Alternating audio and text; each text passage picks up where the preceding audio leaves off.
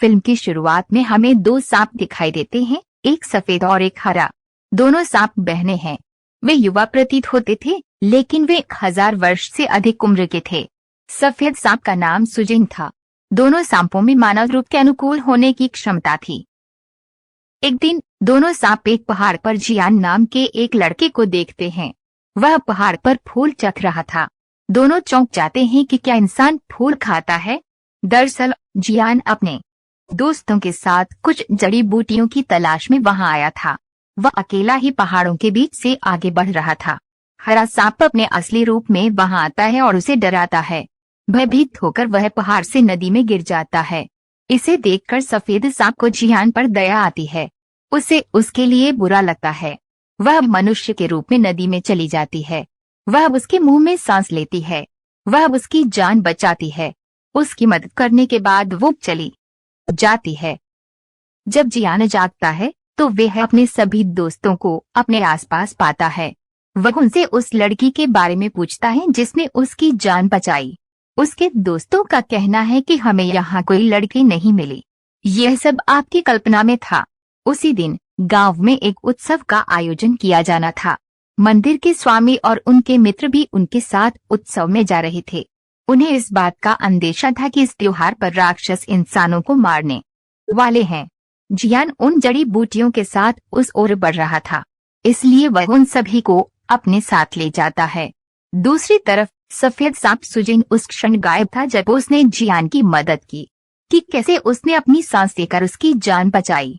वह लगातार जियान के बारे में सोच रही थी। दरअसल वो उससे प्यार करने लगी थी। वह अपनी बहन हरे सांप से कहती है कि वे उस लड़के से मिलना चाहती है, इसलिए दोनों गांव में एक ही त्योहार पर जाते हैं। उसी रात गुरुवार और उनके साथी पूरी तैयारी के साथ वहां आए थे, क्योंकि उन्हें पता था कि राक्षस इंसानों पर कभी भी हमला कर सकते हैं। हरा सांप त्योहार में गुरुवार के साथी से मिलता है, क्योंकि हरा सांप उसे पसंद था। वह उससे दोस्ती करना चाहती थी। वह कहता है कि मैं अभी आपसे बात नहीं कर सकता क्योंकि मैं यहाँ राक्षसों को पकड़ने के लिए हूँ। वह नहीं जानता था कि जो लड़की उसे अपना दोस्त बनने के लिए कह रही है वह भी एक राक्षस थी। लेकिन तभी हरा सांप जियान को देखता है। वह उसके पास जाती है। वह उसे बताती है कि उसकी बहन उससे प्यार करती है और वह उससे मिलना चाहती है। जियान कहता है कि मैं तुम्हारी बहन के बारे में नहीं जानता। उसने अपनी बहन से मिलने से इनकार कर दिया। हरा सांप नदी में गिरता है। वह उसे अपनी बहन के पास ले जाने के लिए उसकी नाव को धक्का देती है।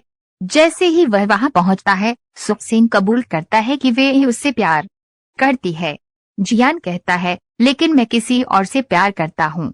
वह कहता है कि मुझे नहीं पता कि वे कौन है। उसने मुझे अपनी सांस देकर मुझे बचाया। यह सुनकर सुजैन समझ जाती है कि वे मेरे बारे में बात कर रहा है। वह मुझे वैसे ही प्यार करता है जैसे मैं करता हूँ। वह उसे वापस नदी में ले जाती है ताकि उसे आश्वस्त किया जा सके कि वे वही लड़की है जिससे वे प्यार करता है। वह लड़की है जिसने उसे बचाया। अब जियान को भी इस बात का पता चल गया। राक्षस के साथी कुछ राक्षसों को ढूंढते हैं। वह उन राक्षसों से बहादुरी से लड़ता है। इस बीच एक राक्षस मास्टर के साथी को घायल कर देता है, इसलिए वह मदद के लिए अपने गुरुवार को बुलाता है। तब गुरुवार उनसे मुकाबला करने के लिए वहां आते हैं और उन्हें जलाकर मार डालता है। सुजैन अगले दिन जियान के घर जाता है। उसे अपने घर में देखकर जियान बहुत खुश होता है। वे एक दूसरे के साथ रहने लगते हैं और एक दिन एक दूसरे से शादी कर लेते हैं। त्योहार के दिन राक्षस ने मास्टर के साथी में से एक को काट लिया था, इसलिए गुरुवार का साथी राक्षस बन रहा था। अगर वो हर राक्षस बन जाता है तो वह इंसानों के लिए खतरा बन जाएगा, इसलिए वह आत्महत्या का प्रयास करने के लिए सुनसान जगह पर जा रहा था। जब वह ऐसा करने जा रहा था तभी हरा सांप वहां आ गया। वह उससे पूछती है कि वह ऐसी हरकत क्यों कर रहा है। वह उसे ऐसा करने से रोकती है, जिस पर वह जवाब देते हैं कि मैं राक्षस बन जाऊंगा। मैं इंसानों के लिए खतरा नहीं बन सकता, इसलिए मैं अपनी जान लेना चाहता हूँ। हरा सांप यह सुनकर उसे अपनी वास्तविकता के बारे में बताता है। वह अपनी सांप की जीभ भी दिखाती है। वह कहती है कि अगर तुम राक्षस बन गए तो चिंता मत करो, मैं भी राक्षस हूँ।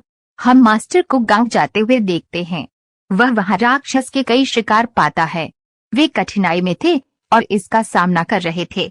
इसलिए जियान अपनी जान बचाने के लिए जड़ी बूटी बनाता था।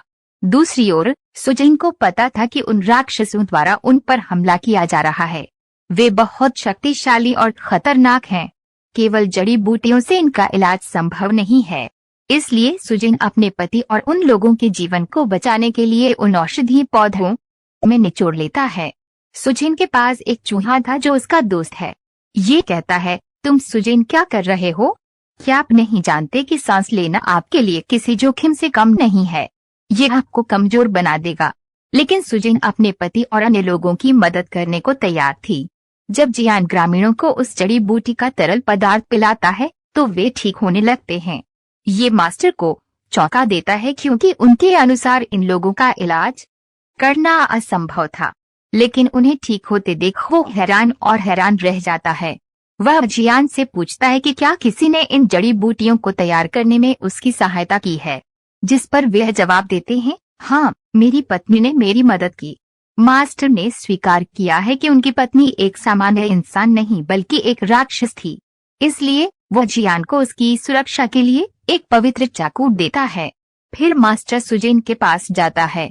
वह उससे पूछता है कि वह ऐसा क्यों कर रही है? आपने राक्षस होते हुए भी एक इंसान से शादी की। आप उनके बीच इंसानों की तरह क्यों रहते हैं? मैं तुमसे कुछ नहीं कह रहा हूँ क्योंकि तुम एक अच्छे राक्षस हो। आपको जियान को छोड़ देना चाहिए, नहीं तो अंत अच्छा नहीं होता। मैं तुम्हें मार दूंगा। इतना कहकर गुरुवार चले जाते हैं। रात में जब जक्सन घर पहुंचता है तो वह एक औषधीय शराब लाता है। यह सांप के जहर के खिलाफ ठीक करता है। लेकिन सुजिन खुद सांप थी। जियान उसे ये शराब भी पिलाती है। इसे पीने से उसे अजीब लगने लगता है और उसकी हालत बिगड़ जाती है। उसने खुद को एक कमरे में बंद कर लिया। जियान उससे पूछता है कि वह ऐसा अभिनय क्यों कर रही है, या अगर तुम मुझ पर पागल हो। सुजिन अपने आप को नियंत्रित नहीं कर पाई और सांप बन गई। उसे पकड़ने के लिए मास्टर भी वहां आ जाता है। वे एक दूसरे का सामना करते हैं। जियान ने उस पवित्र चाकू से उस पर वार किया जो मास्टर ने दिया था। उसे नहीं पता था कि ये सफेद सांप उसकी पत्नी है। छुरा घूमने के बाद सुजिन अपनी बहन हरे सांप के पास जाती है। चूंकि उसे पवित्र चाकू से वार किया गया था, इसलिए वह फिर से मानव रूप में बदलने में असमर्थ थी। वह हमेशा के लिए सांप होगी। जियान मास्टर से उसकी पत्नी के बारे में पूछता है। मास्टर कहते हैं कि वास्तव में यह सफेद सांप तुम्हारी पत्नी थी। आपने 1000 साल पुराने सांप से शादी की है। सच्चाई जानने के बाद वह चौंक जाता है। सुजिन का चूहा जियान को एक जड़ी बूटी के बारे में बताता है जो सुजिन की जान बचा सकती है। लेकिन उस जड़ी बूटी को प्राप्त करना जोखिम भरा और इतना खतरनाक है क्योंकि उस जगह पर राक्षसों का कब्जा है। इसके बावजूद जियान वहां जाता है और उस जड़ी बूटी को ढूंढता है, लेकिन जियान पर राक्षसों का साया है। गुरुवार के सभी साथी जियान को बचाने की कोशिश करते हैं। चूहा जाता है और सुजिन को वह जड़ी बूटी देता है जो उसकी जान बचाती है। अब वह फिर से मानव रूप धारण कर सकती है। जैसे ही वो ठीक हो जाती है, वह मास्टर और उसके साथियों पर हमला करती है। वह समझ गई थी कि वे उसे और जियान को अलग करना चाहते हैं। वह किसी तरह जियान को एक जगह ले आती है। वह उससे पूछती है कि क्या वह ठीक है, लेकिन वह अपनी याददाश्त खो चुका था। उसे अपनी पत्नी सुजिन तक कुछ याद नहीं था। सुजिन ने मास्टर से पूछा कि तुमने मेरे पति जियान के साथ क्या किया, जैसे वह मुझे भूल गया है। लेकिन कुछ देर बाद उसकी याददाश्त वापस आ जाती है और वह सामान्य हो जाता है। लेकिन जैसा कि सुजिन एक राक्षस था, मास्टर अपनी शक्तियों का उपयोग करके एक प्राचीन घर बनाता है। वह उसे हमेशा के लिए उसमें कैद कर लेता है। उसके लिए उस घर से बाहर निकलना नामुमकिन था। जियान अपनी पत्नी के इंतजार में अपना पूरा जीवन घर के बाहर बिता देता है। मास्टर का साथी भी राक्षस बन गया था, लेकिन अच्छा था। वह जीवन भर राक्षसों के साथ रहे। यहाँ फिल्म समाप्त होती है।